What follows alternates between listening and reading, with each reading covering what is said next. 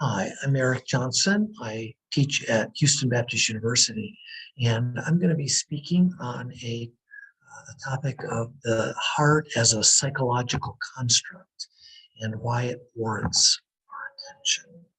Just going to get it set up here.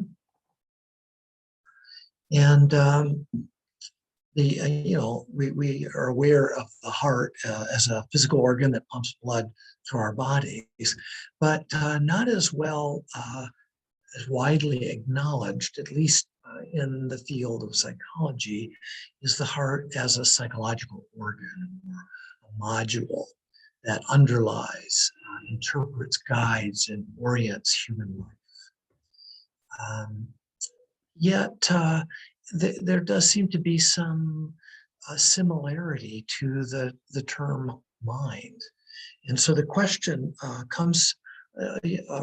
has arisen for me in the last couple of years, why it is that modern psychology has strongly favored the study of the mind, but has avoided the heart. I think that there's reason to consider studying the heart.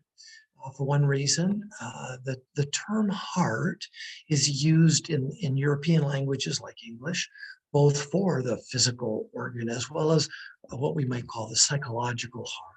And even a language system as different from the European, Indo-European system, Chinese, does the same thing. And this seems to be, quite an interesting feature of human experience, potentially universal human experience. Consider the following examples of common idioms in the English language. He wears his heart on his sleeve. You've got to feel it in your heart. She's heartbroken. I mean it from the bottom of my heart. Be true to your heart. Follow your heart. Take heart. She loves God with all her heart. They lost heart. I had a change of heart. We had a heart-to-heart conversation. He has a heart of gold. People like that just live in their head and they don't know their heart. These idioms contain a number of distinct uses of heart as a psychological construct, as the seat of one's emotions, the depth dimension of one's inner life, the place within where we form our purposes and determination and consider what really matters to us, a site of moral virtue or goodness, the place within from which one worships, the place within where we care about others and that connects us with others, one's psychological center or core, one's truest self. This is a pretty important set of senses, of uses of the heart. Wonder if it warrants greater psychological attention. What might explain such common language use regarding the psychological heart? Well, the peripheral nervous system, particularly the nerves located in our torso, around the heart, plays a big role in embodied human experience, especially related to the feeling of certain emotions and human meaningfulness. And it's been linked to trauma. Research on the physical heart has documented its involvement in human stress and negative emotions like anger and shame, related in part to an increased heart rate. We know that significant chronic stress increases the likelihood of heart attacks. And other studies have found that stress and psychological well-being differentially affect heart rate variability, a sign of cardiac health. The Polyvagal theory asserts that the autonomic system of higher primates consists of a hierarchy of three neural circuits: parasympathetic, sympathetic nervous systems, and also what we might call the dorsal vagal system that's responsive to perceived survival and relational needs. And all of them are related to the regulation of heart function and other closely related bodily systems.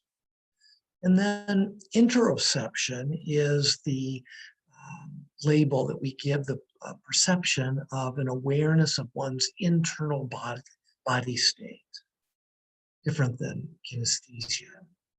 In childhood, humans become aware of aspects of that bodily state, including phenomena like increased physiological arousal, tightening or relaxing of chest or stomach muscles, emotional pain, perhaps in the chest, butterflies in the stomach, its absence, and so on. And parents and others use language within their language system to interpret and guide this interoception experience of children, which over time gets internalized.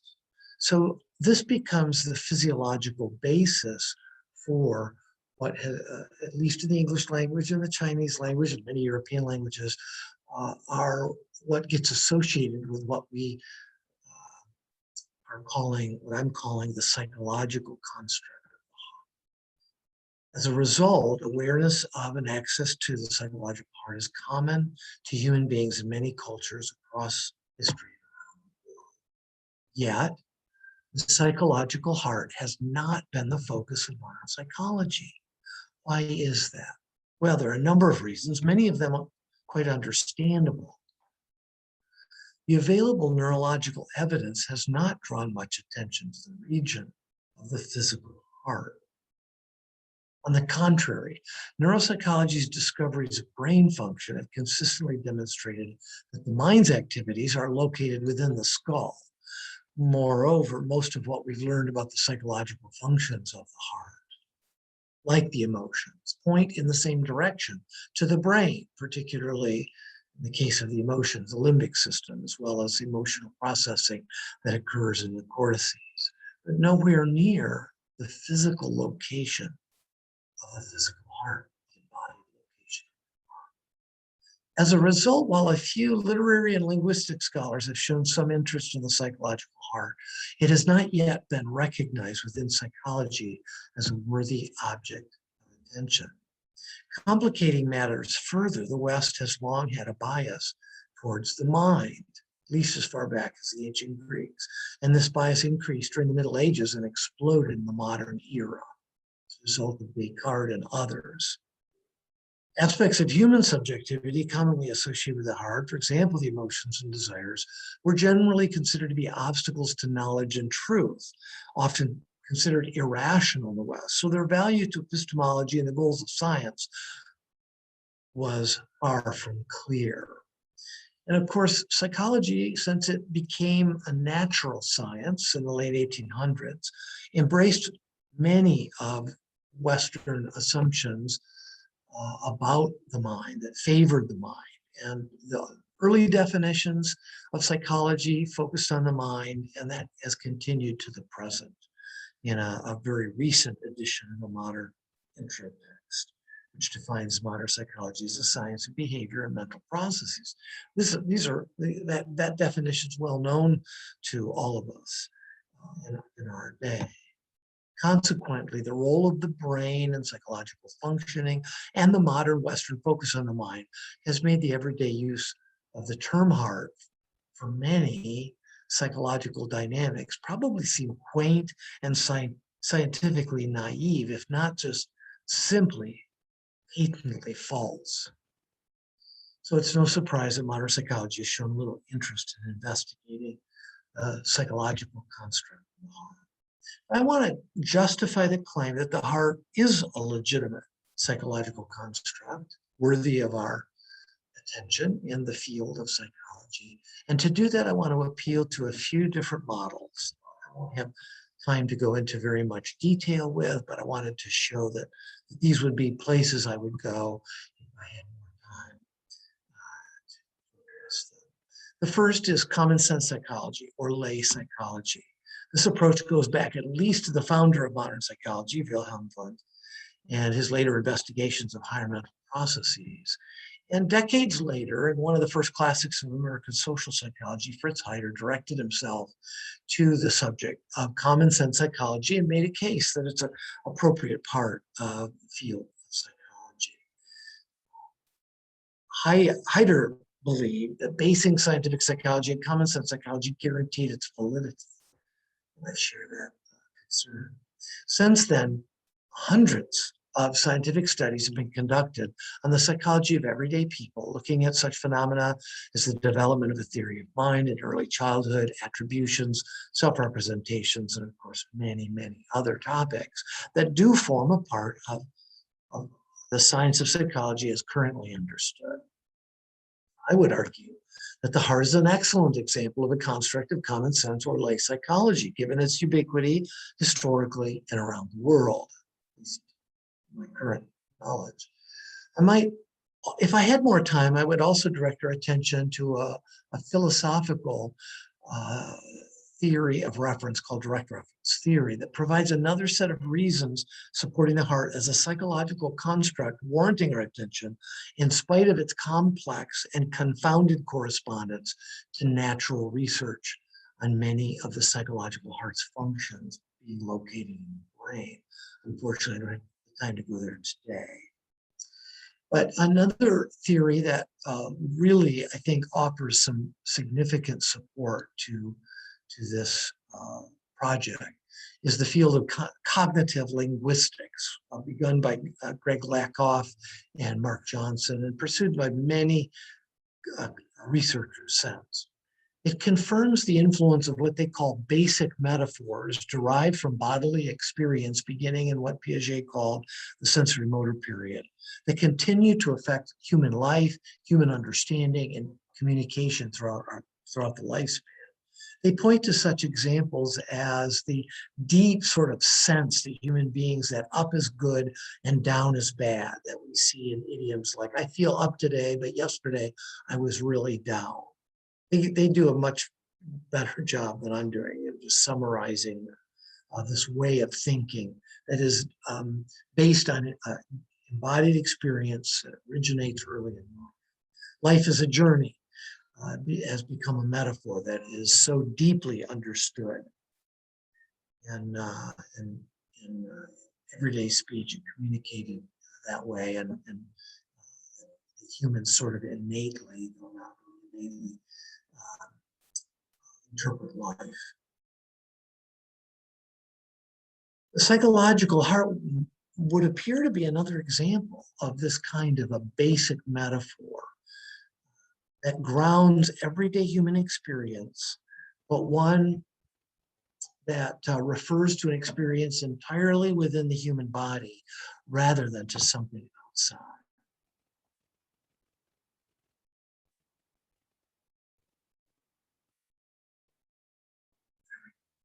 It's based on emotional experience of various kinds that are experienced in our torso and the linguistic resources that are available to at least some languages. Many cultures, apparently independently, seem to have used the source domain of the physical heart to refer to the target domain of the psychological heart, to which they attribute a variety of important psychological capacities that we experience in our core, deep within. These bodily experiences differ considerably from how humans experience their extremities, where there is a lack of such nervous system arousal. And this contrast between what we've experienced deep within and that which we don't experience in our extremities may provide the embodied basis of another metaphor, more similar to those studied by Lakoff and Johnson, the distinction between superficial and deep, which is commonly extended further to the domains of significance and meaningfulness, since the heart seems to many cultures to be the place within where humans typically discern and cherish that which is most significant and most meaningful in their lives. So we need to ask if the cognitive bias of modern psychology may have caused it to miss something very important. I want to suggest, I'm going to jump around a little bit and point to Charles Taylor's suggestion that the human sciences ought to aim at what he calls the best account available, developing a comprehensive psychology, human science, that most nearly conforms to human life as it is actually lived, and not just as it's understood from a natural science standpoint. This may be, I think this is doubly important because human beings are, following Taylor, uniquely constituted by their beliefs and discourse about themselves.